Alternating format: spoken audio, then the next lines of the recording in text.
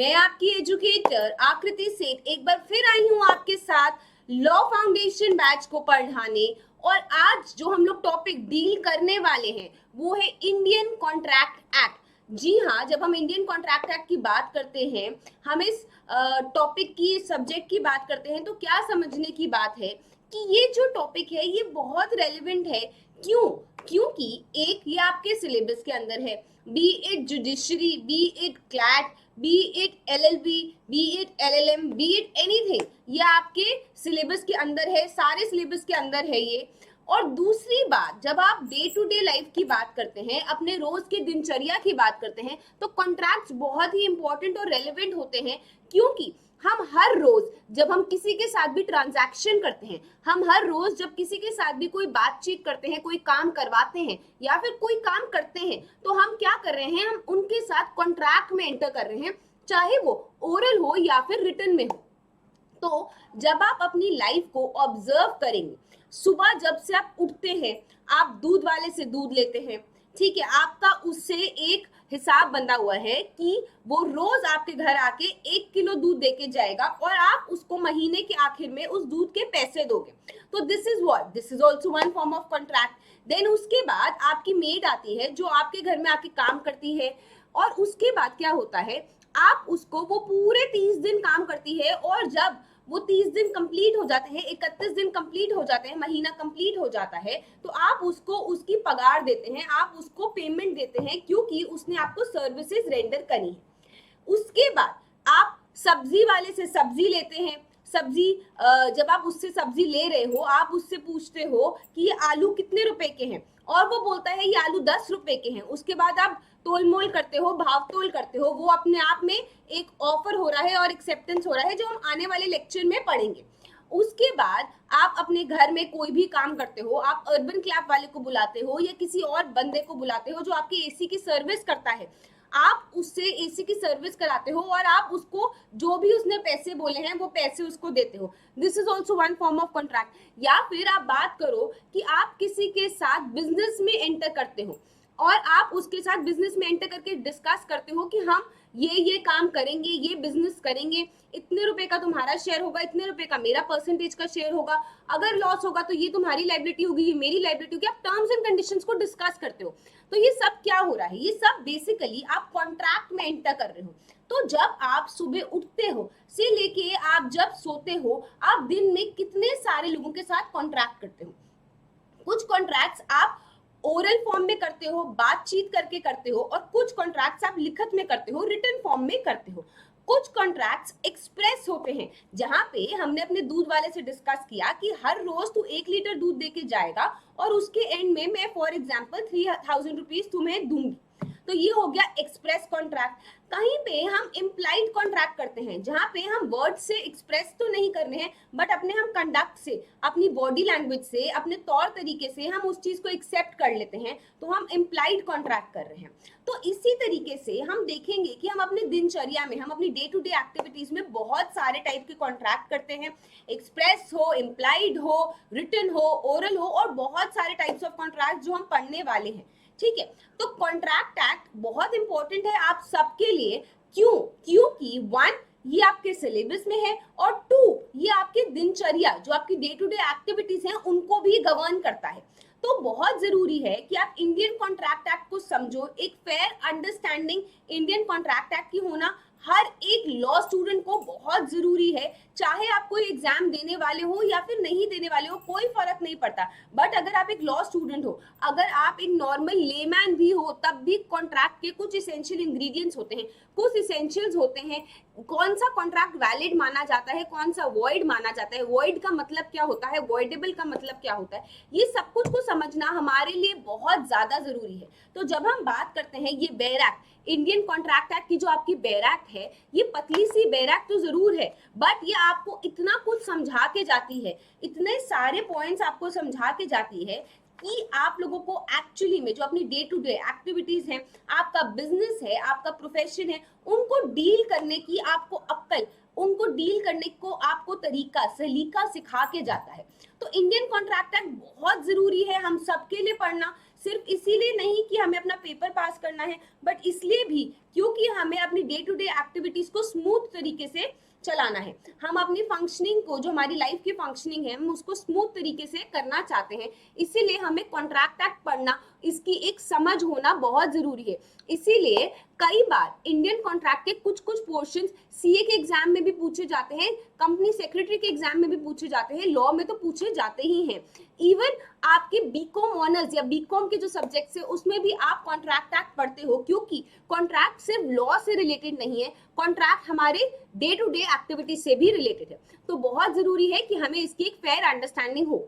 और law foundation batch के माध्यम से मेरा एम यही है आप सबके लिए कि जैसे आप लोग जानते हो, हम लोगों ने अभी आईपीसी खत्म किया है पिछले ही दिन, तो हम लोगों ने किस तरीके से पढ़ा था, आप लोगों को मेरा तरीका पता है। हम लोगों का एम यही है कि हम जो मोटे मोटे बेयर एक्ट के सेक्शंस हैं, जो कॉम्प्लेक्स वर्ड्स हैं, उनको हम आपके लिए ब्रेक करें, उनको हम आपके लिए कीवर्ड्स में लेके आए, उनको हम सिंप्लीफाइड वेज में लेके आए, एसेंशियल इंग्रेडिएंट्स आपको समझाएं, काफी सारे एग्जाम्पल्स पढ़े, काफी सारे केस लॉस पढ़े, जिससे कि क्या हो कि इवन दो मैं सेक्शन भूल जाऊं, सेक्शन की लैंग्वेज मुझे याद ना हो, पर मुझे कहानी जरूर याद रहती है।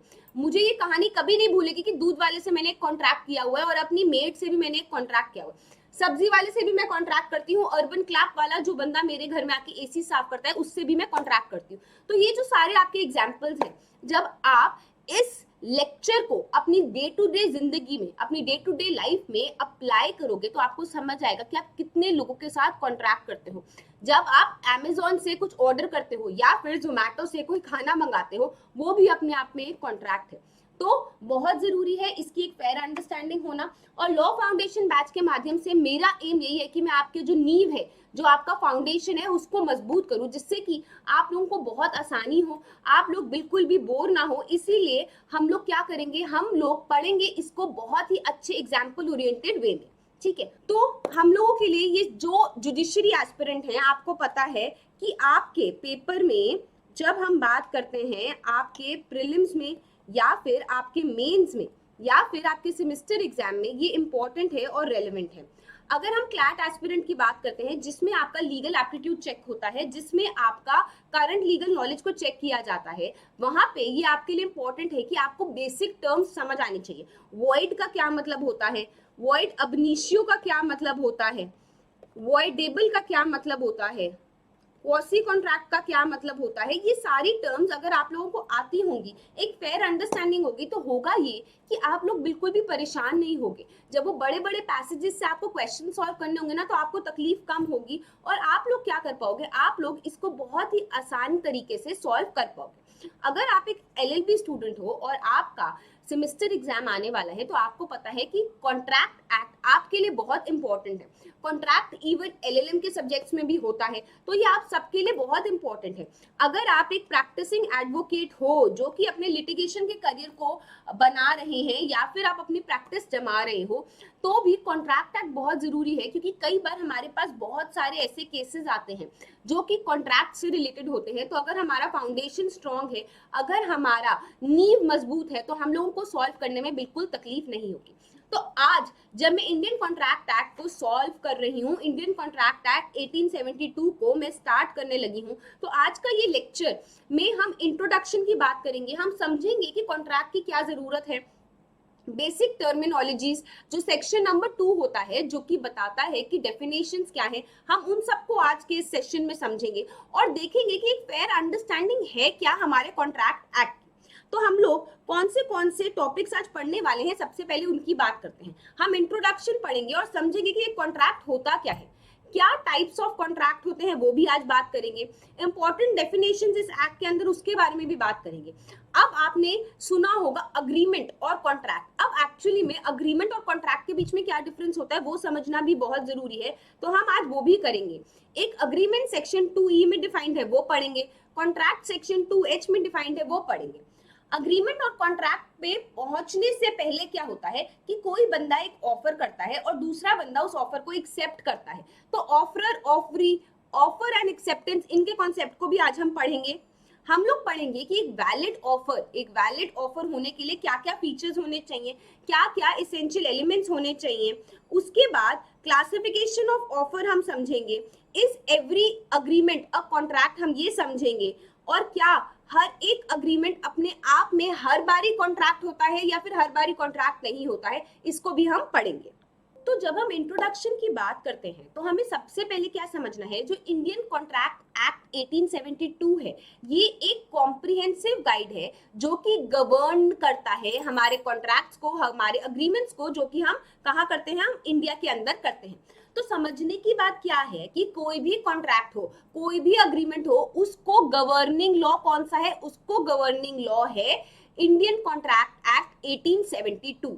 ये एक लीगल फ्रेमवर्क प्रोवाइड करता है जो कि आपको कोई भी डिस्प्यूट हो, कौन सा ऑफर होता है, कौन सा एक्सेप्टेंस होता है, क्या इसमें एसेंशियल एलिमेंट्स होने चाहिए, कौन से कंटिंजेंट कॉन्ट्रैक्ट होते हैं, कौन से क्वासी कॉन्ट्रैक्ट्स होते हैं, ये सब कुछ आपको कहाँ पे दिया गया है। आपको कोई भी तकलीफ हो, आपको कोई भी प्रॉब्लम हो, आपको बस इस बेयर एक्ट को अच्छे से समझना है, और इस बेयर एक्ट को जब आप अच्छे से समझ लोगे तो कोई भी आपको प्रॉब्लम नहीं होगी, क्योंकि इंडियन कॉन्ट्रैक्ट एक्ट की या फिर कॉन्ट्रैक्ट की बात करें अगर हम, तो हमारे लिए जो गवर्निंग लॉ इंडिया के अंदर है वो है इंडियन कॉन्ट्रैक्ट एक्ट। और क्योंकि हमारी सोसाइटी बहुत चेंज हो रही है, जैसे जैसे हम लोग की डेवलपमेंट हो रही है, India being a developing economy, जैसे जैसे डेवलपमेंट हो रही है वैसे वैसे हमारी प्रॉब्लम्स भी डेवलप हो रही हैं। प्रॉब्लम्स भी इंटरनेशनल लेवल की हो गई है अब, क्योंकि हम भी अब इंटरनेशनल लेवल के होने की कोशिश कर रहे हैं, डेवलप करने की कोशिश कर रहे हैं। एजुकेशन बढ़ रहा है, साइंस एंड टेक्नोलॉजी बढ़ रहा है, ठीक है, इंटरनेट बढ़ रहा है, टेक्नोलॉजी बढ़ रही है। तो जैसे जैसे सब कुछ बढ़ रहा है, डेवलपमेंट हो रही है, वैसे वैसे हमारी प्रॉब्लम्स भी कॉम्प्लेक्स हो रही हैं, प्रॉब्लम्स भी डेवलप कर रही हैं, और हमारी इकोनॉमी की कंडीशन बदल रही है, और इसीलिए जरूरत पड़ती है अमेंडमेंट की। इसीलिए इंडियन कॉन्ट्रैक्ट एक्ट को बहुत बार अमेंड किया गया है कि ये जो इंडिया का गवर्निंग लॉ है, जो कॉन्ट्रैक्ट्स को, अग्रीमेंट्स को गवर्न करता है, ये टाइम से मैच कर सके, इसीलिए इसको बार बार इसको अमेंड किया जाता है, क्योंकि हमारी सोसाइटी क्या है, एक डायनामिक सोसाइटी है। ठीक है, अब क्या समझने की जरूरत है कि जैसे कि हमने पढ़ा कि जो हमारा इंडियन कॉन्ट्रैक्ट एक्ट है, ये एक कॉम्प्रिहेंसिव एक्ट है, लीगल फ्रेमवर्क है जो कि कंट्रोल करता है सारी कमर्शियल रिलेशनशिप्स को। कुछ रिलेशनशिप्स होते हैं जो पर्सनल रिलेशनशिप्स होते हैं, जैसे कि पेरेंट्स और बच्चे के बीच में रिलेशनशिप। बट जब हम बिजनेस की बात करते हैं, जब हम कमर्शियल ट्रांजैक्शंस की बात करते हैं, कमर्शियल रिलेशनशिप्स की बात करते हैं, पार्टनर्स के बीच की बात करते हैं, तो हमारे जो वो रिलेशनशिप्स होते हैं वो कमर्शियल होते हैं, और उसको कौन गवर्न करता है, उसको इंडियन कॉन्ट्रैक्ट एक्ट गवर्न करता है। ये जो लॉ है, ये रूल्स एंड रेगुलेशंस बताता है कि आपको किस प्रकार से कॉन्ट्रैक्ट को आपको एंटर करना है उसमें, और अगर उस कॉन्ट्रैक्ट का ब्रीच हो जाता है, वो कॉन्ट्रैक्ट टूट जाता है, तो उसकी रेमेडी क्या होगी, ये भी यही बताता है। ये एक सबसे बड़ा पुराना एक्ट है जिसको कई बार इकोनॉमिक कंडीशंस के बदलने के कारण इसको क्या हो रहा है, इसको चेंज करा जाता है, इसको अमेंड किया जाता है। तो समझने की बात यह है कि इंडियन कॉन्ट्रैक्ट एक्ट सबसे ओल्डेस्ट एक्ट भी है, और इसीलिए इसको बार बार अमेंड भी किया जाता है। तो बेसिकली अगर आप दो पार्टीज एक दूसरे के साथ कॉन्ट्रैक्ट करती हैं, ए और बी हैं, अगर वो एक दूसरे के साथ आके कॉन्ट्रैक्ट करती हैं, तो उनका जो गवर्निंग इंस्ट्रूमेंट होगा वो ये कॉन्ट्रैक्ट होगा, जहां पे उसकी इंटेंशन समझ आएगी कि किस इंटेंशन के साथ, किस दिमाग के साथ वो दोनों पार्टीज एंटर करेंगी। और वो आपका जो कॉन्ट्रैक्ट होगा वो आपके बाइबल की तरह होगा, आपकी गीता की तरह होगा, आपके पुराण की तरह होगा, कि कोई भी तकलीफ होगी तो हम उस कॉन्ट्रैक्ट को रेफर करेंगे और देखेंगे और समझेंगे कि एक्चुअली में इस कॉन्ट्रैक्ट के अंदर क्या टर्म्स एंड कंडीशंस लिखी गई है। तो उस कॉन्ट्रैक्ट को समझना बहुत जरूरी है, और उस कॉन्ट्रैक्ट को कौन सा लॉ गवर्न करेगा, इंडियन कॉन्ट्रैक्ट एक्ट गवर्न करेगा। अब समझने की बात क्या है कि इंडियन कॉन्ट्रैक्ट एक्ट डिफाइन करता है सारे इंपॉर्टेंट लॉज जो कि रिलेट करते हैं हमारे कॉन्ट्रैक्ट को। इसीलिए बहुत जरूरी है ये समझना कि कॉन्ट्रैक्ट होता क्या है। जब एक अग्रीमेंट होता है तो उससे पहले क्या होता है, एक बंदा ऑफर करता है, उस ऑफर को कोई एक्सेप्ट करता है, तो ये जो पूरी की पूरी साइकिल है ना, ये हमारे इंडियन कॉन्ट्रैक्ट एक्ट में लिखी गई है। अब किसी पार्टी के क्या राइट्स होंगे, क्या ऑब्लिगेशंस होंगी, ये सब कुछ डिफाइन कहाँ किया गया है, ये सब कुछ एक्सप्लेन कहाँ किया गया है, इंडियन कॉन्ट्रैक्ट एक्ट में डिफाइन किया है, इंडियन कॉन्ट्रैक्ट एक्ट में एक्सप्लेन किया गया है। अब आपको समझना है कि कॉन्ट्रैक्ट होता क्या है। तो अगर मैं बोल रही हूँ कि A and be entered into a contract, इसका मतलब क्या है कि सबसे पहले इसमें दो पार्टीज मिनिमम होना जरूरी है। एक बंदा खुद से कॉन्ट्रैक्ट में एंटर नहीं कर सकता। I can not enter into a contract with my self, तो minimum 2 people need to be there. दूसरी बात, उनकी जो इंटेंशन है, क्या वो एक दूसरे से चाहते हैं, क्या उनकी लीगल ऑब्लिगेशंस होगी, क्या पैसा इन्वॉल्व होगा, क्या कंसिडरेशन इन्वॉल्व होगी, ये सब कुछ जरूरी है समझना। और आपको क्या करना है, आपको इनके जो कंटेंट्स हैं कॉन्ट्रैक्ट के अंदर, जो लिखी हुई चीजें हैं, उनको समझना बहुत जरूरी है। और वो जो चीजें हैं वो एकदम क्लियर होनी चाहिए, एकदम स्पष्ट होनी चाहिए, कोई भी उनके बीच में कंफ्यूजन नहीं होना चाहिए, एम्बिग्विटी नहीं होनी चाहिए। उसके बाद आपको क्या देखना है कि कॉन्ट्रैक्ट के अंदर कुछ स्पेशल प्रोविजंस भी होते हैं, जहां पे अगर आपने उन स्पेशल प्रोविजंस को फॉलो नहीं करा तो वो जो कॉन्ट्रैक्ट है वो इनइफेक्टिव हो जाएगा। तो ये भी समझना जरूरी है। टर्म्स एंड कंडीशंस हर एक कॉन्ट्रैक्ट की क्लियरली होनी चाहिए, उसमें एम्बिग्विटी नहीं होनी चाहिए। अब परफॉर्मेंस ऑफ कॉन्ट्रैक्ट को लेके कि अगर ए ने बी के साथ एंटर किया कि बी उसके घर आके पेंटिंग करेगा, ठीक है, घर की पेंटिंग करेगा। अगर कोई स्पेसिफिक चीज आप किसी एक बंदे से चाहते हो, स्पेसिफिक परफॉर्मेंस, या तो आपने एक व्हाइट वॉश वाले को बोला और उसने अपने 4 लोग को ठेके पे भेज दिया कि वो इस घर की पूरी व्हाइट वॉश करेंगे, बट आपको व्हाइट वॉश नहीं है, आपको उन 4 कोई भी रैंडम लोगों से नहीं कराना, आपने एक स्पेसिफिक बंदा है बी, आपको उसी से व्हाइट वॉश करानी है, तो आप स्पेसिफिक परफॉर्मेंस जाते हो। तो स्पेसिफिक परफॉर्मेंस की अगर बात हो रही है तो वो भी अपने आप में लिखा होगा कॉन्ट्रैक्ट के अंदर। उसके बाद अगर एक कॉन्ट्रैक्ट को सक्सेसफुल बनाना है तो दोनों पार्टीज की रजामंदी होनी जरूरी है, मतलब दोनों पार्टीज का कंसेंट होना जरूरी है। उसके बाद जो ये पार्टीज कंसेंट दे रही है, रजामंदी दे रही है, जो ये पार्टीज टू कॉन्ट्रैक्ट है, ये किस प्रकार की पार्टीज होनी चाहिए, ये कॉम्पिटेंट होनी चाहिए। बेसिकली ये ऐसा कोई नहीं होना चाहिए कि कोई बच्चा है वो कॉन्ट्रैक्ट में एंटर कर रहा है, या फिर कोई अनसाउंड माइंड का पर्सन है वो कॉन्ट्रैक्ट में एंटर कर रहा है। तो कॉम्पिटेंसी होना बहुत जरूरी है। जो बंदा कॉन्ट्रैक्ट के अंदर एंटर कर रहा है, क्या वो केपेबल है कि वो कॉन्ट्रैक्ट साइन कर सकता है, ये समझना भी बहुत जरूरी है। तो कॉम्पिटेंसी बहुत इंपॉर्टेंट पॉइंट होता है जब हम बात करते हैं कॉन्ट्रैक्ट की। कॉम्पिटेंसी का आने वाले लेक्चर्स में हम डिटेल में एक लेक्चर भी लेंगे। तो बट आपको समझना क्या है कि कॉन्ट्रैक्ट को होने के लिए कॉम्पिटेंट होना जरूरी है उन पार्टीज का कि वो साइन कर सके। इसके बाद जो सारी साइनिंग पार्टीज हैं उनका कोई इंटरेस्ट तो होना चाहिए ना, मैं आपके साथ कॉन्ट्रैक्ट में क्यों एंटर करूं, मेरा कोई फायदा तो होना चाहिए। तो बेसिकली उनको कुछ चीज रिटर्न में मिलनी जरूरी है।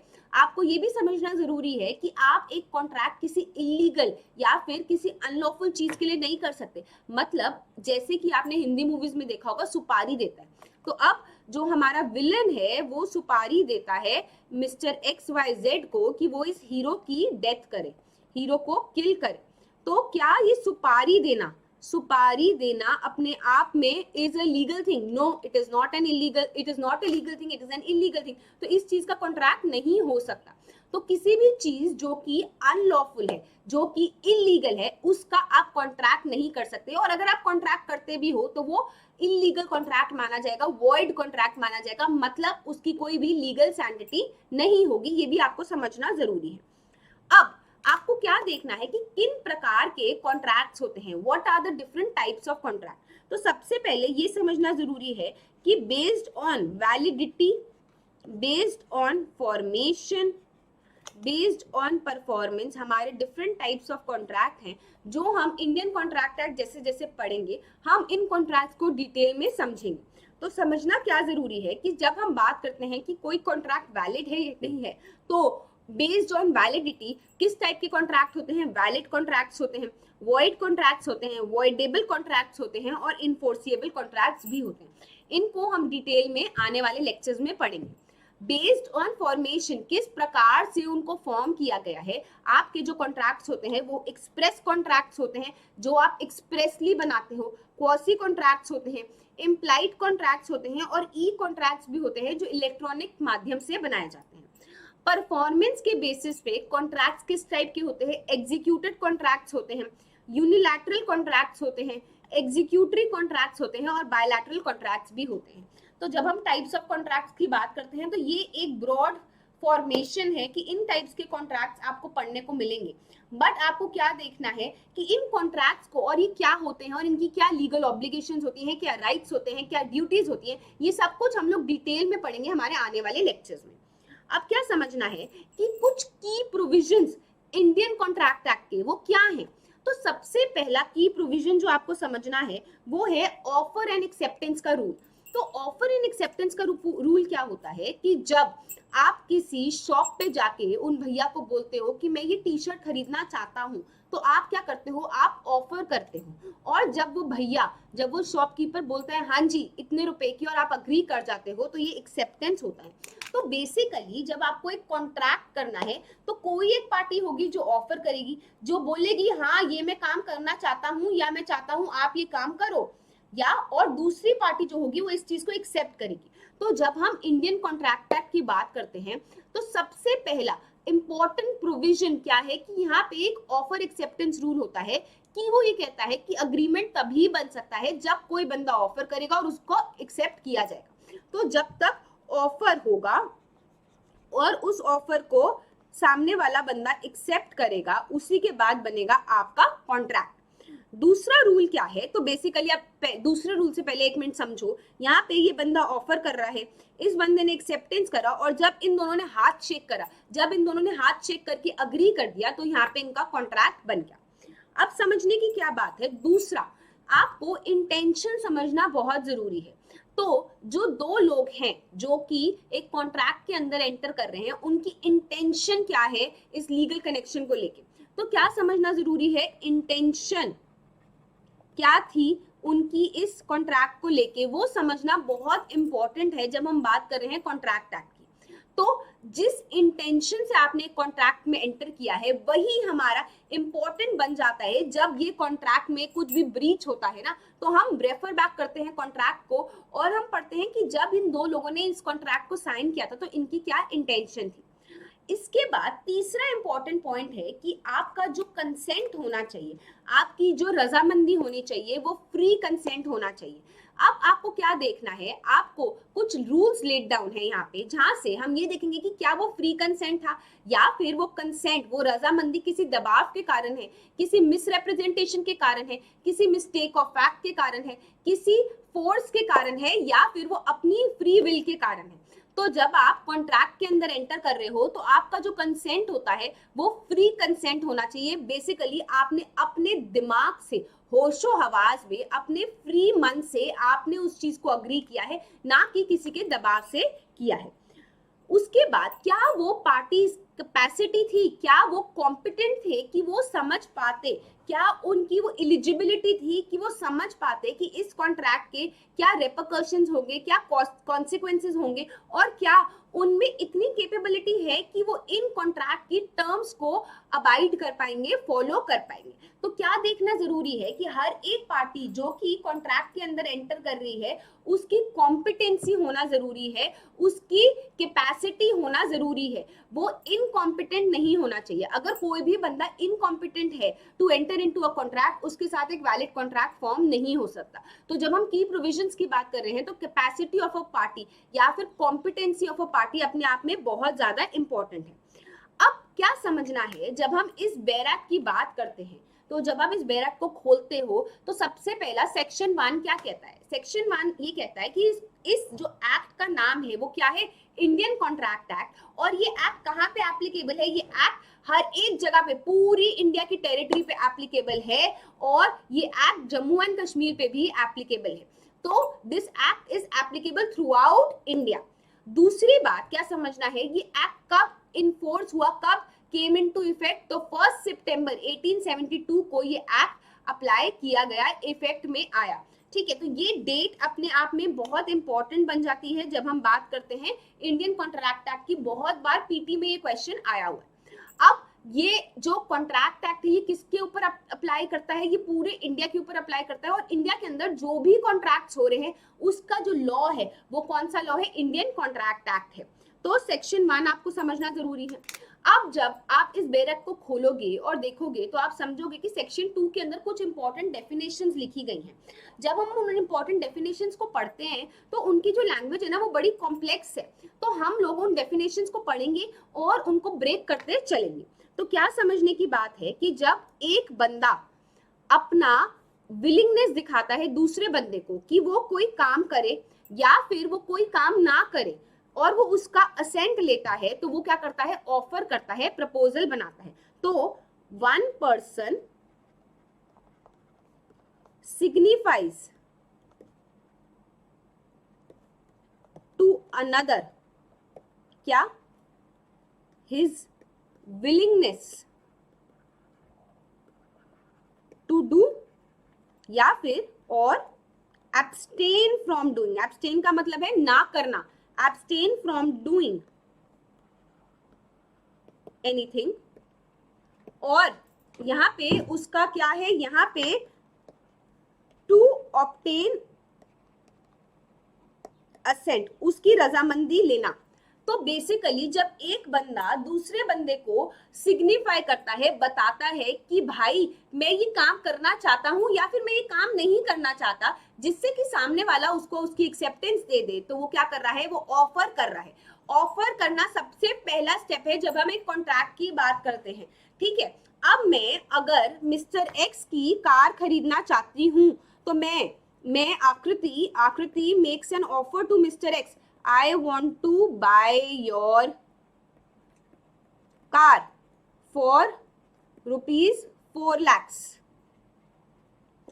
तो मैं क्या कर रही हूँ, ऑफर कर रही हूँ। यहाँ पे मैं सिग्निफाई कर रही हूँ मिस्टर एक्स को कि मैं क्या करना चाहती हूँ, I am willing to buy his car for rupees 4 lakh और ऑब्टेन करना चाहती हूँ उसका असेंट, उसका एक्सेप्टेंस को ऑब्टेन करना चाहती हूँ। तो मैं क्या कर रही हूँ, मैं एक ऑफर कर रही हूँ, ठीक है। अब क्या समझना है, एक्सेप्टेंस क्या होता है। सेक्शन 2B हमारा सेकंड स्टेप क्या है, एक्सेप्टेंस। जब एक बंदा, when the person to whom proposal is made, जिस बंदे को आपने प्रपोजल किया है, प्रपोजल बनाया है, वो बंदा अपना असेंट देता है, तो इस प्रपोजल को हम एक्सेप्टेड मानते हैं। जब आकृति ने क्या किया, मिस्टर एक्स को ऑफर किया to buy his car for rupees 4 lakhs, Mr. X ने क्या बोला, yes you can buy it। तो when the person to whom the proposal was made, वो पर्सन कौन है जिसको प्रपोजल बनाया गया था, mister x is the person. अब जब वो बंदा अपना असेंट दे देता है, अपनी परमिशन दे देता है, yes you can buy it, तो यहाँ पे ये जो ऑफर था उसको एक्सेप्ट कर लिया गया। अब क्या समझना है, a proposal when accepted becomes a promise.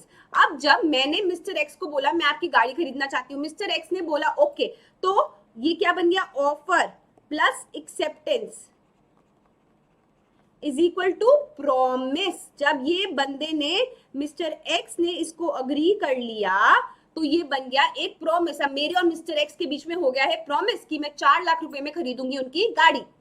अब क्या समझना है कि जो बंदा ऑफर करता है वो कौन होता है, तो the person making the proposal, the person making an offer is the promiser, और जो बंदा एक्सेप्ट करता है वो होता है प्रॉमिसी या फिर ऑफरर और ऑफरी, ठीक है। तो ये समझना आपको जरूरी है।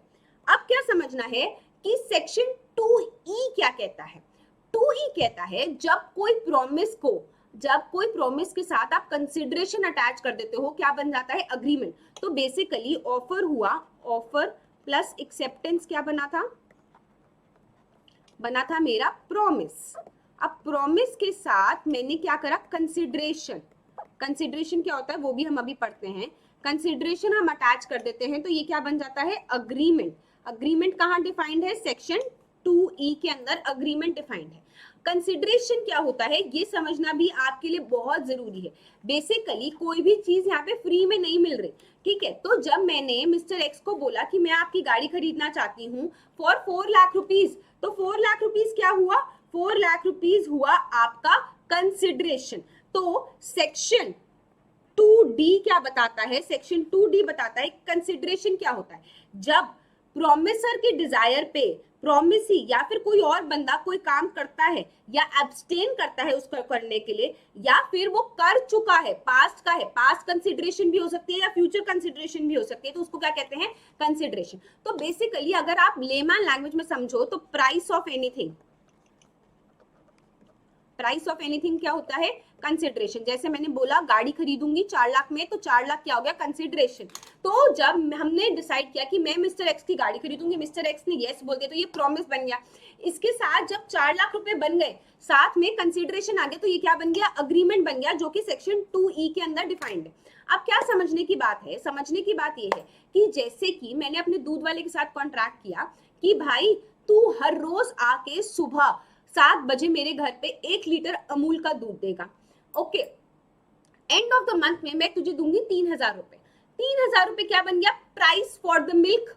तो प्राइस फॉर द मिल्क क्या हो गया, कंसिडरेशन। तो वो जो दूध वाला है वो मेरा रिश्तेदार तो है नहीं, आजकल तो वैसे रिश्तेदार भी फ्री में कुछ नहीं देते हैं, बट आप ये समझो कि वो मेरा रिश्तेदार तो है नहीं, तो अगर वो मुझे आके दूध दे रहा है मेरे घर पे, तो मुझे उसको कुछ तो देना पड़ेगा ना, मुझे उसको देना पड़ेगा कंसिडरेशन, ठीक है। तो कंसिडरेशन क्या हो गया, कंसिडरेशन हो गया मेरा वो सारी चीजें जो कि प्राइस में दे रही हूं। अब समझना क्या है कि जब ये हमारा 2E के बाद अग्रीमेंट बन गया, अब ये अग्रीमेंट अगर लॉ के द्वारा इन्फोर्स किया जा सकता है तो ये बन जाएगा कॉन्ट्रैक्ट। तो बेसिकली कोई भी अग्रीमेंट जिसको आप अगर उसको फॉलो नहीं किया जा रहा, तो आप कोर्ट जा सकते हो कि नॉक नॉक मेरे अग्रीमेंट को फॉलो नहीं किया जा रहा, इसको इन्फोर्स करो। तो अगर वो इन्फोर्सिएबल बाय लॉ है तो वो बन जाता है कॉन्ट्रैक्ट। अब अगर कोई अग्रीमेंट इन्फोर्स नहीं कराया जा सकता लॉ के द्वारा, तो वो बन जाता है वॉइड, क्योंकि हो सकता है वो इलीगल हो सकता है सुपारी दी हो किसी को मारने के लिए। तो अगर कोई इलीगल चीज है जिसको आप इन्फोर्स नहीं करा सकते, कोर्ट जाके लॉ के द्वारा इन्फोर्स नहीं करा सकते, तो वो बन जाता है आपका वॉइड अग्रीमेंट। और अगर आप उसको इन्फोर्स करा सकते हो तो वो बन जाता है आपका valid contract. Contract section 2H में लिखा हुआ है और वॉइड अग्रीमेंट सेक्शन 2G में लिखा हुआ है। अब क्या समझना जरूरी है आपके लिए, आपको ये समझना है कि सिंपल वर्ड्स में अगर हम एक बात समझे तो क्या समझने की है कि सबसे पहले मैंने पढ़ा कि होता है एक ऑफर, और जब उसको एक्सेप्ट कर लिया जाता है तो क्या बनता है, ऑफर प्लस एक्सेप्टेंस बनता है मेरा प्रॉमिस। प्रॉमिस के साथ जब उसका प्राइस आ जाता है, जैसे कि 4 लाख रुपए या फिर 3,000 रुपए दूध वाले के, तो बेसिकली कंसिडरेशन, कंसिडरेशन बनता है। तो क्या बनता है मेरा अग्रीमेंट।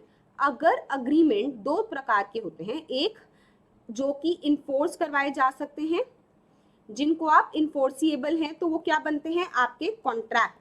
और अगर उन इन्फोर्स नहीं करा सकते, नॉट इन्फोर्सिएबल, तो क्या बनते हैं, तो वो बनते हैं आपके वॉइड कॉन्ट्रैक्ट्स, ठीक है।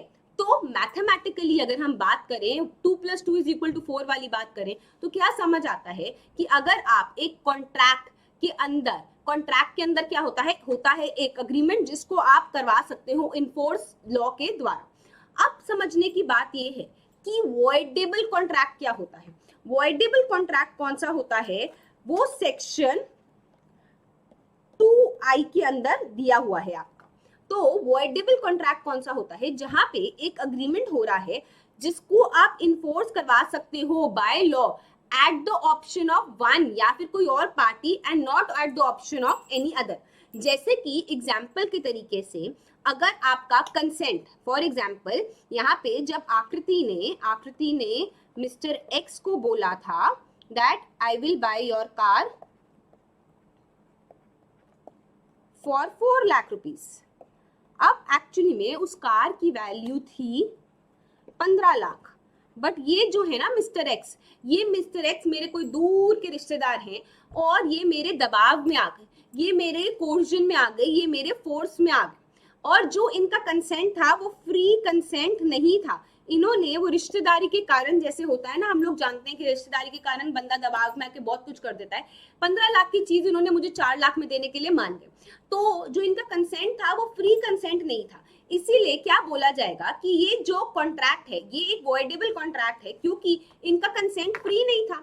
अगर ये चाहें तो ये इसको इन्फोर्स करा सकते हैं, और अगर ये चाहें तो ये इसको वॉइड भी कर सकते हैं, बोल सकते हैं कि मुझे इसकी कोई लीगल वैलिडिटी नहीं चाहिए। तो यहाँ पे ये जो कॉन्ट्रैक्ट है इसको इन्फोर्स करवाया जा सकता है at the option of one और मोर पार्टीज, जो है मिस्टर एक्स, जो कि है मिस्टर अग्रीव्ड पार्टी। अग्रीव्ड कौन होता है? अग्रीव्ड होता है जो दुखियारा है, जो बेचारा जिसका नुकसान हो रहा है, जिसको कोई तकलीफ हो रही है। अब मिस्टर एक्स की जो 15 लाख की गाड़ी थी वो मैं 4 लाख में खरीदना चाहती हूँ, तो वो दुखियारा तो हो गया ना, वो बेचारा विक्टिम तो हो गया।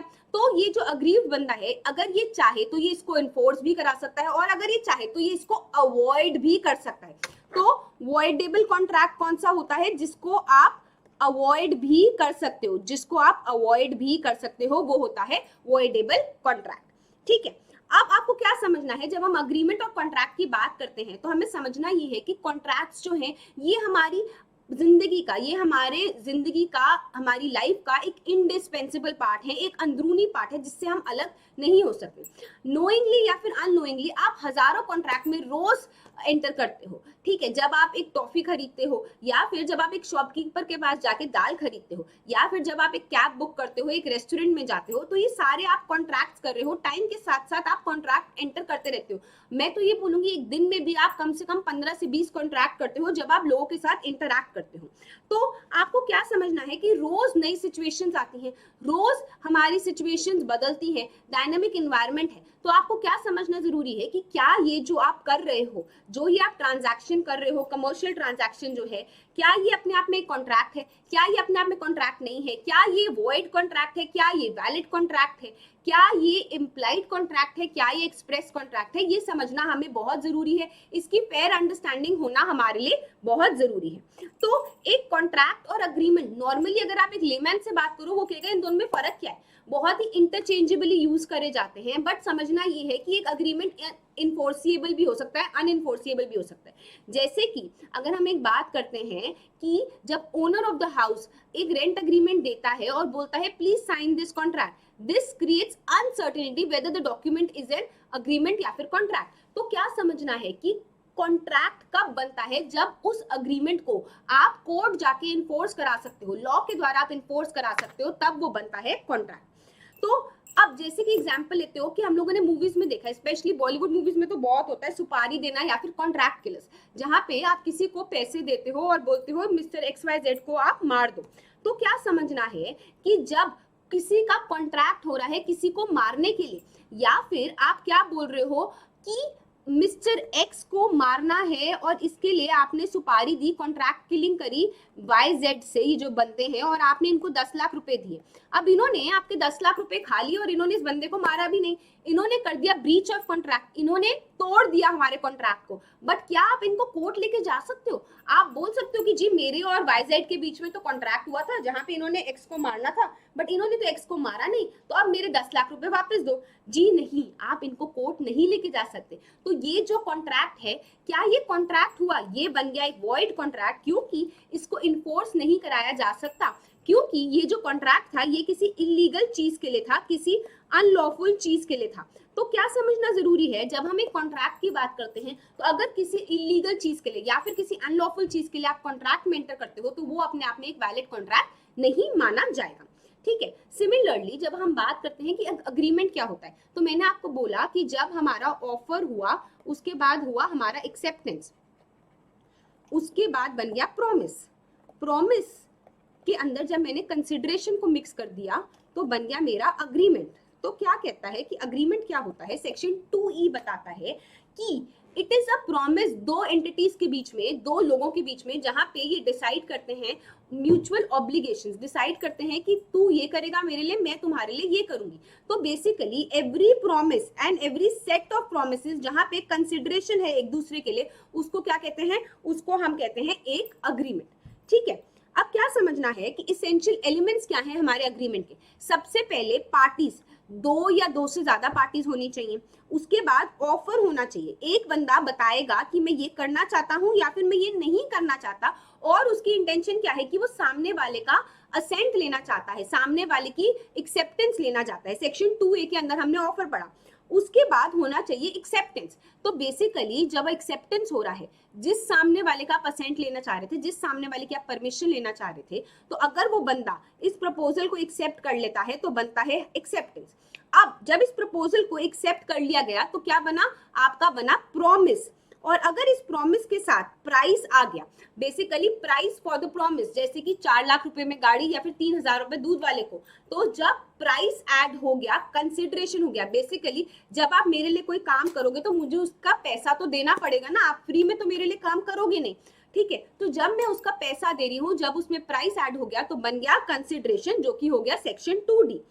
अब क्या हुआ, जब इस अग्रीमेंट को, हम अग्रीमेंट को किसको कहेंगे, जब इस अग्रीमेंट को बेसिकली जब हमारा ये प्रॉमिस बन गया था और प्रॉमिस के अंदर मैंने मिक्स कर दिया कंसिडरेशन, तो प्रॉमिस को कंसिडरेशन के साथ जब मिला लिया तो क्या बन गया, जो घोल बना, जो मिक्सचर बना, वो बना मेरा अग्रीमेंट, जो कि सेक्शन 2E के अंदर डिफाइन है, ठीक है।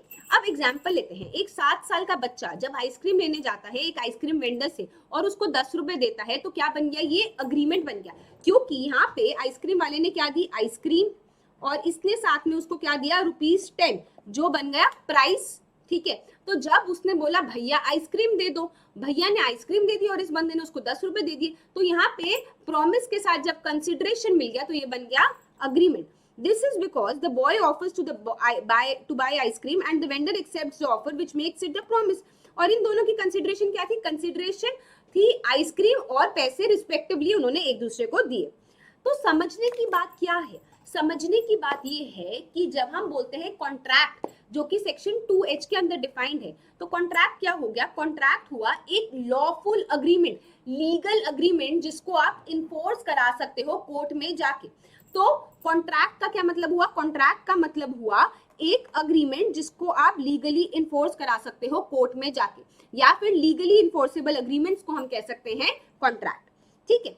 तो अब समझने की बात यह है कि बहुत प्रकार के कॉन्ट्रैक्ट्स हैं जो हम पढ़ेंगे अभी आने वाले हमारे लेक्चर्स में, तो जिसको आप इन्फोर्स करा सकते हो वो होता है कॉन्ट्रैक्ट, और ये कहाँ लिखा हुआ है, सेक्शन 2H के अंदर। तो बेसिकली इन्फोर्स करा सकते हो का क्या मतलब है, अगर कोई बंदा कहता है कि मेरा कॉन्ट्रैक्ट टूट गया है, मेरे कॉन्ट्रैक्ट का ब्रीच हो गया है, तोड़ा गया है, तो आप कोर्ट जा सकते हो और रेमेडी ले सकते हो। जैसे कि अगर एक फायर इंश्योरेंस कॉन्ट्रैक्ट की बात करें, जहां पे T2 जो है, T2 ने अपने गुड्स को इंश्योर किया था जो कि वेयरहाउस के अंदर थे, और इंश्योरेंस प्रीमियम दे रहा था, जिससे कि कल को कुछ भी प्रॉब्लम हो गई, कल को आग लग गई, तो इंश्योरेंस कंपनी उसका पैसा देगी। बट अगर इंश्योरेंस कंपनी फ्रॉड कर जाती है और उसको पैसा नहीं देती है, तो यहाँ पे इस कॉन्ट्रैक्ट के अंदर जो इंश्योरेंस का कॉन्ट्रैक्ट था, इसको लागू करवाने के लिए, इसको एनफोर्स कराने के लिए T2 कहाँ जा सकता है, T2 जा सकता है कोर्ट भी। तो मैथमेटिकली अगर हम बात करें तो अग्रीमेंट जो कि इन्फोर्स कराया जा सकता है वो क्या होता है, वो होता है एक कॉन्ट्रैक्ट। तो जब एक ऑफर आप बनाते हो और आपकी इंटेंशन क्या है कि आप एक लीगल ऑब्लिगेशन को बनाना चाहते हो और उस लीगल ऑब्लिगेशन से आप एक कॉन्ट्रैक्ट फॉर्म करना चाहते हो, तो आप क्या कर रहे हो, आप कर रहे हो एक contract under the Indian contract. अब समझना क्या है कि जब हम ये कॉन्ट्रैक्ट कर रहे हैं, सबसे पहली बात फ्री कंसेंट से करना चाहिए, किसी के जोर जबरदस्ती दबाव से नहीं करना, कैपेसिटी होनी चाहिए, कॉम्पिटेंसी होनी चाहिए, कंसिडरेशन देनी जरूरी है, जिस चीज के लिए कर रहे हो वो लॉफुल होना चाहिए, इलीगल चीज नहीं होनी चाहिए। और यही सब essential elements of a contract हम पढ़ेंगे हमारे आने वाले लेक्चर्स में section 10 of Indian contract act में। तो बेसिकली जब हम बोलते हैं कि अगर एक कॉन्ट्रैक्ट अपने आप में लीगल ऑब्लिगेशन क्रिएट करता है, तो क्या समझना है कि अगर तो लीगल ऑब्लिगेशन है तो कॉन्ट्रैक्ट है, अगर लीगल ऑब्लिगेशन नहीं है, अगर इलीगल मीन्स है या फिर इलीगल ऑब्जेक्ट है या फिर किसी अनलॉफुल ऑब्जेक्ट के लिए सब्जेक्ट मैटर अनलॉफुल है, तो वहां पे वो कॉन्ट्रैक्ट नहीं बनेगा, वो वॉइड कॉन्ट्रैक्ट बन जाएगा। अब आपको समझना है एक बहुत ही ब्यूटीफुल सा केस जो बहुत इंपॉर्टेंट है आप लोगों के लिए, पेपर के पॉइंट ऑफ व्यू से भी और समझने के पॉइंट ऑफ व्यू से भी, कि जब मैं बोलती हूँ कि इंटेंशन बहुत जरूरी है पार्टीज के बीच में, कि मैं आपके साथ अगर कॉन्ट्रैक्ट में एंटर कर रही हूँ, क्या मेरी इंटेंशन थी इस कॉन्ट्रैक्ट को फुलफिल करने की या नहीं, ये बहुत जरूरी है जब हम पढ़ रहे हैं कॉन्ट्रैक्ट। तो बाल्फोर वर्सेस बाल्फोर एक केस है जिसको हमें पढ़ना है। और क्या हुआ इस केस में, फैक्ट्स कुछ ऐसे थे कि जो बाल्फोर थे ना, वो एक सिविल इंजीनियर थे और वो काम करते थे गवर्नमेंट के लिए as the director of irrigation in Ceylon, जो कि श्रीलंका में है। अब मिसेस बाल्फोर जो थी वो उनके साथ रहती थी। 1915 में वो दोनों इंग्लैंड गए जब मिस्टर बाल्फोर अपनी छुट्टियों पे थे। बट मिसेस बैल्फर जो थी उनको कोई अर्थराइटिस की प्रॉब्लम हो गई और उनके डॉक्टर ने उनको एडवाइस किया कि आप कुछ टाइम के लिए इंग्लैंड में ही रहो, क्योंकि यहाँ पे जो एनवायरनमेंट है, जो क्लाइमेट है, वो डेट्रीमेंटल होगा उनकी हेल्थ के लिए। तो मिस्टर बैल्फर की जो बोट थी, उनको वापस जाना था, तो उन्होंने क्या प्रॉमिस किया अपनी बीवी को? उन्होंने प्रॉमिस किया कि मैं तुम्हें $30 हर महीने भेजूंगा जब तक तुम सिलोन वापस नहीं आती। और इसी पॉइंट पे उन दोनों के रास्ते अलग हो गए और मिस्टर बैल्फर जो थे उन्होंने क्या बोला? Wrote saying it was better than they remain apart. और उन्होंने ये बोला कि हम लोग अलग ही रहते हैं, वही बेटर है, और मैं तुम्हें $30 भेजा करूंगा। मार्च 1918 में मिसेस बैल्फर ने उनके ऊपर केस फाइल किया और क्या बोला कि भाई साहब, आपने तो बोला था आप $30 भेजोगे हर महीने, आपने तो भेजा नहीं। अब क्या हुआ यहाँ पे? In July she got a degree and in December she obtained an order for alimony. तो क्या बोला गया इस केस में? जब मिस्टर बैल्फर ने ये बोला था अपनी वाइफ को कि मैं तुम्हें $30 भेजा करूंगा हर महीने जब तुम इंग्लैंड में रहोगे फॉर मेडिकल रीजंस, और मिस्टर बैल्फर ने उनको पैसा नहीं भेजा, because of which Mrs Balfour ने, उनकी वाइफ ने, उनके ऊपर केस फाइल कर दिया।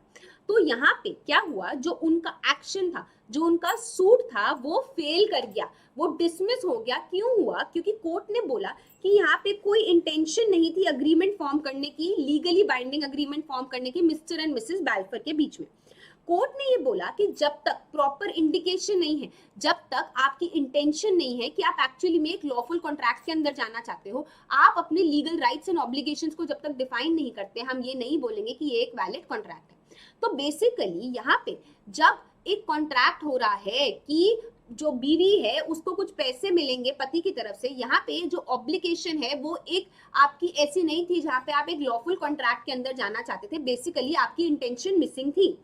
तो जो लोअर कोर्ट की जजमेंट थी वो गई in favour of the plaintiff, and उन्होंने क्या बोला कि जो डिफेंडेंट है, जो मिस्टर बैल्फर है, उनको पैसे भेजने चाहिए थे। बट बाद में जाके उन्होंने क्या बोला कि मिस्टर बैल्फर मिसेस बैल्फर का जो कंसेंट है वो अपने आप में कंसिडरेशन माना जा सकता है और आप इसको क्या कर सकते हो, आप इसको एक इन्फोर्सिबल कॉन्ट्रैक्ट मान सकते हो। बट बाद में जाके मिस्टर बैल्फर ने इसी चीज को, इसी डिसीजन को अपील किया और कोर्ट ने क्या बोला कि यहाँ पे जो सबसे इंपॉर्टेंट और इसेंशियल इंग्रेडिएंट है वो क्या है? वो ये है कि इंटेंशन मिसिंग है। अब रोज के हजारों कॉन्ट्रैक्ट होते हैं मियाँ बीवी के बीच में, हस्बैंड एंड वाइफ के बीच में कितने सारी कम्युनिकेशंस होती हैं। हर एक कम्युनिकेशन में ऐसा कम्युनिकेशन नहीं होती कि आप कॉन्ट्रैक्ट बनाना चाहते हो कि कल को ये चीज अग्री ना हुई तो मैं तुम्हें कोर्ट ले जाऊंगी, ठीक है। तो जब हस्बैंड एंड वाइफ, जब स्पाउस के बीच में बहुत सारी डे टू डे अफेयर की चीजें होती हैं, तो कोर्ट ने बोला हम इस चीज में इंटरफेयर नहीं करेंगे और डिसमिस कर दिया वाइफ का सूट, और क्या बोला कि यहाँ पे इंटेंशन मिसिंग थी कि आप लोग एक्चुअली में कॉन्ट्रैक्ट फॉर्म करना चाहते थे। तो इस केस से आपको क्या सीखना है कि कॉन्ट्रैक्ट फॉर्म करने के लिए क्या जरूरी है? सबसे पहले जरूरी है कि आपकी इंटेंशन क्या थी। Intention of the parties is very important. दूसरा जरूरी है आपकी कंसिडरेशन, प्राइस बहुत जरूरी है, ठीक है। अब क्या समझना है? जब हमें एक अग्रीमेंट को कॉन्ट्रैक्ट बनाना है तो सबसे पहले फ्री कंसेंट होना जरूरी है, इन दोनों की रजामंदी, बिना किसी कोर्जन के, बिना किसी अनड्यू इन्फ्लुएंस के, बिना किसी फ्रॉड के, बिना किसी मिसरिप्रेजेंटेशन के, बिना किसी मिस्टेक के होना जरूरी है, तभी हम इसको फ्री कंसेंट बोलेंगे। डू नॉट वरी, इन सारी टर्म्स में कंफ्यूज बिल्कुल मत होना। हम आने वाले अपने लेक्चर्स में फ्री कंसेंट के ऊपर एक डेडिकेटेड चैप्टर करेंगे, एक डेडिकेटेड लेक्चर करेंगे जहां पे मैं ये सारे पॉइंट्स को आपको अच्छे से समझाऊंगी। अब क्या समझना है? दूसरा पॉइंट जो हम कब से बात कर रहे हैं कि इनकी कैपेसिटी होना जरूरी है।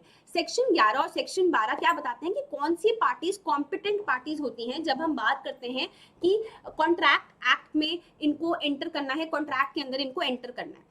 तो आपको सेक्शन 11 और 12 में आने वाले लेक्चर्स में डिटेल में समझाऊंगी, बट जरूरी है ये समझना कि जब आप कॉन्ट्रैक्ट में एंटर कर रहे हो तो आप कॉम्पिटेंट होने चाहिए, तभी आप एक कॉन्ट्रैक्ट में एंटर कर सकते हो। Exception for this rule was laid down in the case of मोहरी बीबी वर्सेस धर्मोदास केस, जहां पे जो पर्सन है who are of sound mind and person who are not disqualified by law.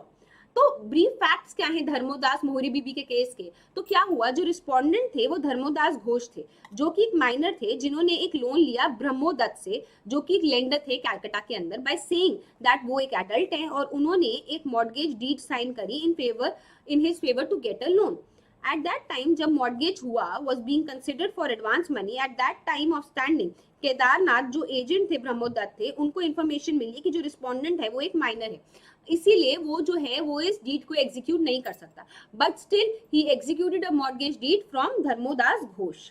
जो माइनर है उसने बाद में एक सूट फाइल किया ब्रह्मोदत्त के against by his mother and guardian, in which he appeal to the court to cancel the mortgage deed, क्योंकि वो एक माइनर थे जब उन्होंने इस मॉर्गेज डीड को एग्जीक्यूट किया था। जस्टिस जेनकिंस जो थे, जो कि जज थे ट्रायल कोर्ट के, उन्होंने इस अपील को एक्सेप्ट किया रिस्पोंडेंट की और उन्होंने कैंसिल कर दी इस मॉर्गेज डीड को। Appeal against the order was also quashed by the high court, therefore appellant जो थे उन्होंने अपील किया प्रिवी काउंसिल को। ब्रह्मोदत्त जो है उनकी डेथ हो गई जब वो ये अपील बना रहे थे, so he was replaced by his successor Mohari Bibi. Rule क्या बना, क्या रूल आया कि कॉन्ट्रैक्ट जो कि माइनर के द्वारा किया जाता है is not null and void from the beginning. Section 64 of the contract act क्या कहता है कि against the minor does not apply as these sections require that the party to the contract should be able to make the contracts। तो principle of restriction की अगर हम बात करें उसको आप अप्लाई नहीं कर सकते हो यहाँ पे, क्योंकि दोनों पार्टीज अवेयर थी कि ये जो बंदा है ये माइनर है। स्पेसिफिक रिलीफ एक्ट के अंदर अगर हम बात करें तो minor may be compelled to return the benefits जिसको उन्होंने अवेल किया है अंडर एनी कॉन्ट्रैक्ट। अगर किसी भी कॉन्ट्रैक्ट के अंदर जो माइनर है वो कोई भी बेनिफिट्स को अवेल करती है तो क्या जरूरी है कि आप उन बेनिफिट्स को वापस से रिटर्न करें। But in this case court ने ये भी चीज को अप्रोप्रिएट नहीं समझा, बिकॉज धर्मोदास घोष जो है was given a mortgage loan and appellant knew that वो माइनर थे उस टाइम पे। अब क्या समझना है कि जो भी आप कॉन्ट्रैक्ट कर रहे हो वो किसी लॉफुल पर्पस के लिए होना चाहिए और उसका कंसिडरेशन लॉफुल होना चाहिए। जैसे कि अभी हमने पिछले कुछ टाइम पहले क्या पढ़ा कि कॉन्ट्रैक्ट किलिंग या फिर सुपारी देना ये सब कुछ इलीगल है, ये सब कुछ फॉरबिडन बाय लॉ है। तो अगर आप कोई भी ऐसी चीज करते हो जो कि फॉरबिडन बाय लॉ है, जो कि ऑफेंस है, जो कि इलीगल है, जो कि public health, morality, peace, order, stability को शेक करती है, तो वो अपने आप में लॉफुल नहीं मानी जाती है। और अगर आप इनमें से किसी भी चीज का कॉन्ट्रैक्ट करते हो तो वो भी एक इलीगल कॉन्ट्रैक्ट माना जाएगा और लॉफुल नहीं माना जाएगा। ठीक है, अब क्या समझना है आपको कि कुछ एग्जाम्पल्स जहां पे ये कॉन्ट्रैक्ट्स नहीं होंगे, जैसे कि गब्बर ने सांबा को बोला कि जय और वीरू को मारो और सांबा अग्री कर गया, तो यहाँ पे एक अग्रीमेंट तो बन गया, बट जो ऑब्जेक्ट है वो इलीगल है, देयरफॉर ये अपने आप में एक वैलिड कॉन्ट्रैक्ट नहीं माना जाएगा। सिमिलरली राजेश ने प्रॉमिस किया अपनी चित्रा वाइफ को कि वो उसके लिए चांद और तारों को लेके आएगा और वो अग्री कर जाती है, तो यहाँ पे ये जो अग्रीमेंट है ये इम्पॉसिबल है, इसीलिए इसको भी आप इन्फोर्स नहीं करा सकते और ये भी अपने आप में कॉन्ट्रैक्ट नहीं माना जाएगा। एक मम्मी अपने रोते हुए बच्चे को प्रॉमिस करती है कि वो उसको बार्बी डॉल लेके देगी, बट वो उसको बार्बी डॉल नहीं लेके देती, तो यहाँ पे भी क्या देखोगे कि यहाँ पे इंटेंशन नहीं थी उसकी मानने की। जो मदर है वो अपने बच्चे को, रोते हुए बच्चे को चुप कराने के लिए कुछ भी कह सकती है, बट जरूरी नहीं है कि वो सब कुछ ले आएगी। तो यहाँ पे जब इंटेंशन मिसिंग थी, आपकी लीगल कॉन्ट्रैक्ट में जाने की ही इंटेंशन मिसिंग थी, तो हम क्या बोलेंगे कि यहाँ पे भी एक लॉफुल कॉन्ट्रैक्ट नहीं होगा। अब जैसे कि अगर मैं अपना पेन ऑफर करती हूँ नीलम को और वो एक्सेप्ट करती है, तो यहाँ पे एक अग्रीमेंट बन गया, बट ये अग्रीमेंट फ्रेंडशिप के द्वारा था, आउट ऑफ लव था, कोई भी पैसा नहीं लिया मैंने नीलम से, क्योंकि वो मेरी बहुत पुरानी फ्रेंड है, बचपन की सहेली है, मैंने अपना पेन उसको दिया और उसने वो चीज ले ली। तो ये जो अग्रीमेंट है, this agreement is without consideration, ये अभी अपने आप में कॉन्ट्रैक्ट नहीं है। जो हम सेक्शन 25 में पढ़ेंगे कि कोई भी चीज जो आप नियर रिलेशनशिप वालों के लिए करते हो, out of natural love and affection करते हो, वो अपने आप में आप क्या बोलोगे, कॉन्ट्रैक्ट तो है, बट आप ये बोलोगे कि यहाँ पे कॉन्ट्रैक्ट में कंसिडरेशन नहीं है। तो ये भी हम डिटेल में सेक्शन 25 में पढ़ेंगे। अब आपको क्या समझना है, आज के इस लेक्चर में मैं बेसिकली आपको ग्लिम्पसेस दे रही हूँ। जैसे कि हम एक मूवी देखने जाते हैं, 3 घंटे की पिक्चर होती है, बट उससे पहले हम ट्रेलर देखते हैं ना कि एक्चुअली में इस मूवी में क्या क्या है। तो आज ये ट्रेलर है जहां पे मैं इंट्रोडक्शन के चैप्टर में, इंट्रोडक्शन के सेशन में आपको बता रही हूँ कि इन सारे पोर्शंस को हम कवर करेंगे जब हम डिटेल में करेंगे हमारा इंडियन कॉन्ट्रैक्ट एक्ट। अब समझना क्या है, जब हम सेक्शन 2A की बात कर रहे हैं, ऑफर और एक्सेप्टेंस की बात कर रहे हैं, तो पूरा जो कॉन्ट्रैक्ट एक्ट है ना वो रिवॉल्व करता है around the offer and acceptance. तो जब कोई बंदा ऑफर करता है और उसको एक्सेप्ट किया जाता है तभी तो बनता है ना आपका अग्रीमेंट। तो according to Indian contract act section 2A, जब एक बंदा अपना विलिंगनेस दिखाता है कि मैं ये काम करूंगा या फिर ये काम नहीं करूंगा और वो सामने वाले का कंसेंट लेना चाह रहा है, तो वो क्या कर रहा है, सेक्शन 2A के हिसाब से वो ऑफर बना रहा है। अब क्या समझना है कि जो बंदा ऑफर करता है उसको हम क्या कहते हैं, प्रॉमिसर या ऑफर।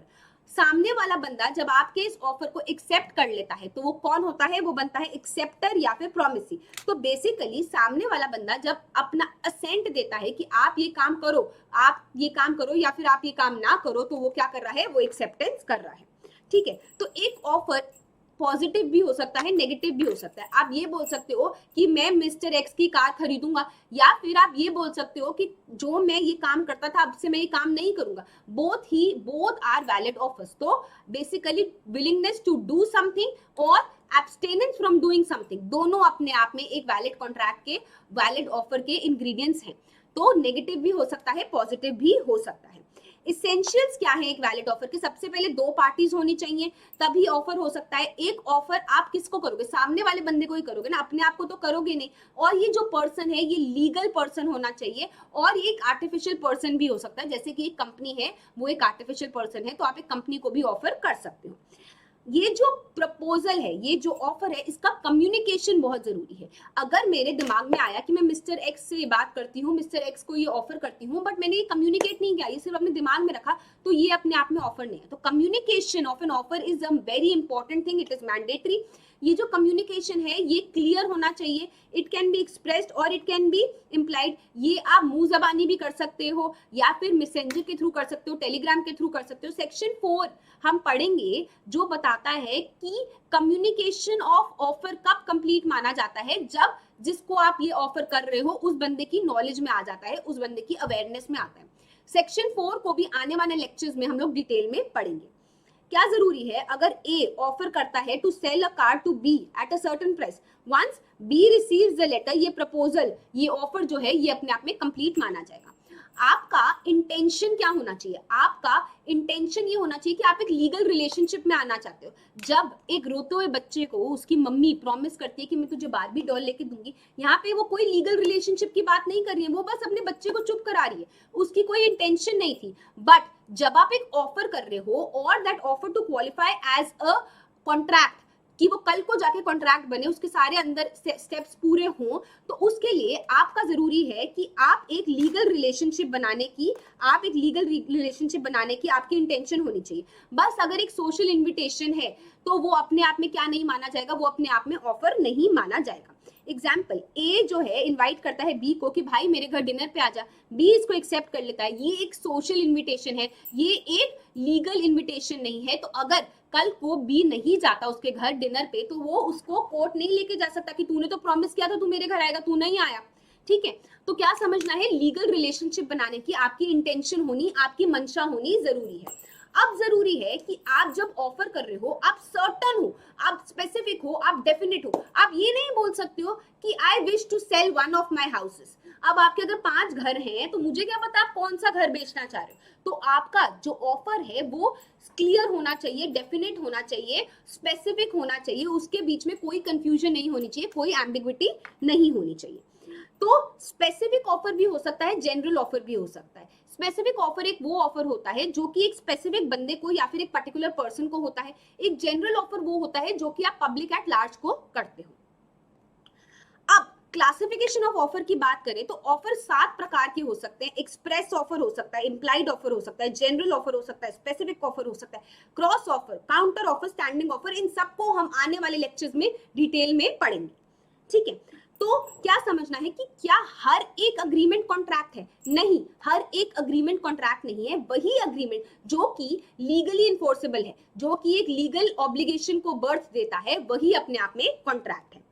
तो आपको क्या समझना है, एक अग्रीमेंट लीगल ऑब्लिगेशन भी दे सकता है, सोशल ऑब्लिगेशन भी दे सकता है। सोशल ऑब्लिगेशन जो देता है वो अपने आप में एक कॉन्ट्रैक्ट नहीं है और उसको इंडियन कॉन्ट्रैक्ट एक्ट के अंदर गवर्न नहीं किया जा सकता।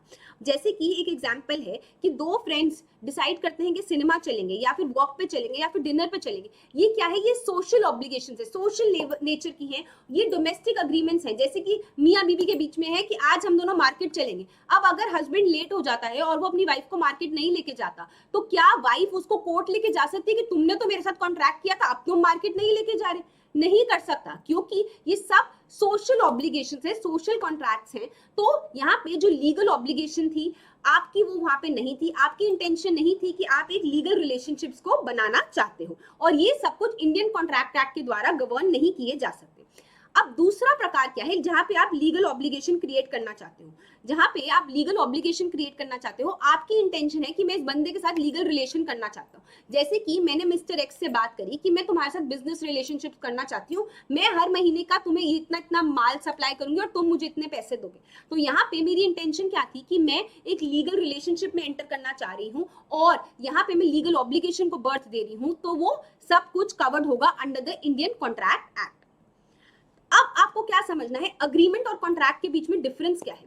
तो जब हम बात करते हैं मीनिंग की, तो अग्रीमेंट क्या होता है, जब आप एक प्रपोजल को एक्सेप्ट करते हो और कंसिडरेशन होती है तो वो बन जाता है अग्रीमेंट। तो बेसिकली ऑफर प्लस एक्सेप्टेंस होता है प्रॉमिस, प्रॉमिस प्लस कंसिडरेशन क्या होता है, अग्रीमेंट।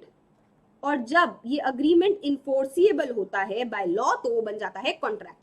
एलिमेंट्स क्या है, ऑफर और एक्सेप्टेंस, और यहाँ पे क्या है कॉन्ट्रैक्ट के अंदर, अग्रीमेंट और इन्फोर्सिएबिलिटी। क्या सेक्शन बताता है अग्रीमेंट, सेक्शन 2E, और यहाँ पे सेक्शन 2H। बेसिस के साथ ही डिफरेंस को पढ़ने का मजा है। जब आप बेसिस के साथ डिफरेंस अपने पेपर में लिख के आओगे तभी मजा आएगा, और तभी आपके जो एग्जाम का जो बंदा चेक कर रहा होगा ना, जो टीचर चेक कर रहा होगा, उसको समझ आएगा कि आपको बहुत अच्छे से सब कुछ समझ आया हुआ है। उसके बाद क्या जरूरी है कि एक अग्रीमेंट जरूरी नहीं है कि वो राइटिंग में हो। नॉर्मली एक कॉन्ट्रैक्ट को रिटन में भी हो सकता है, रजिस्टर्ड भी हो सकता है, बट जरूरी नहीं है, नॉट मैंडेटरी।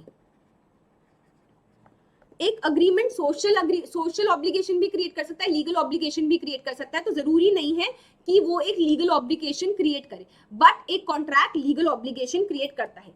हर एक अग्रीमेंट अपने आप में कॉन्ट्रैक्ट हो ये जरूरी नहीं है, बट हर एक कॉन्ट्रैक्ट के अंदर एक अग्रीमेंट होता है। अग्रीमेंट एक वाइड टर्म है और कॉन्ट्रैक्ट एक नैरो टर्म है, ठीक है, तो ये समझना आपके लिए जरूरी है। स्टूडेंट्स, आज के इस सेशन में हम लोगों ने क्या क्या करा, हम लोगों ने पढ़ा इंट्रोडक्शन कि हमें इंडियन कॉन्ट्रैक्ट एक्ट पढ़ना क्यों है, क्या जरूरत है हमें इसको पढ़ने की, ठीक है। 1872 का ये लॉ है, हमने ये सेक्शन 1 पढ़ा कि इसका नाम क्या है और ये कहाँ कहाँ पे अप्लाई करता है। सेक्शन 2 में हम लोगों ने पढ़ा ऑफर क्या होता है, एक्सेप्टेंस क्या होता है, और उसके बाद क्या बनता है प्रॉमिस, और जब इस प्रॉमिस में मैं मिला देती हूँ कंसिडरेशन तो ये बन जाता है अग्रीमेंट। और अग्रीमेंट दो प्रकार के हो सकते हैं, इन्फोर्सिएबल जिनको मैं कहती हूँ कॉन्ट्रैक्ट, और जो कि इन्फोर्स नहीं करा जा सकते, नॉट इन्फोर्सिएबल। उसके बाद हम लोगों ने पढ़ा वॉइड कॉन्ट्रैक्ट पढ़ा, वॉइड अग्रीमेंट पढ़ा, ठीक है, और हमने पढ़ा वॉइडेबल। इसका मतलब पढ़ा हम लोगों ने बैल्फर वर्सेस बैल्फर का केस पढ़ा जो कि बहुत इंपॉर्टेंट है आपके लिए। मोहरी बीबी का केस पढ़ा, मोहरी बीबी और बैल्फर हम लोग दोबारा करेंगे डिटेल में।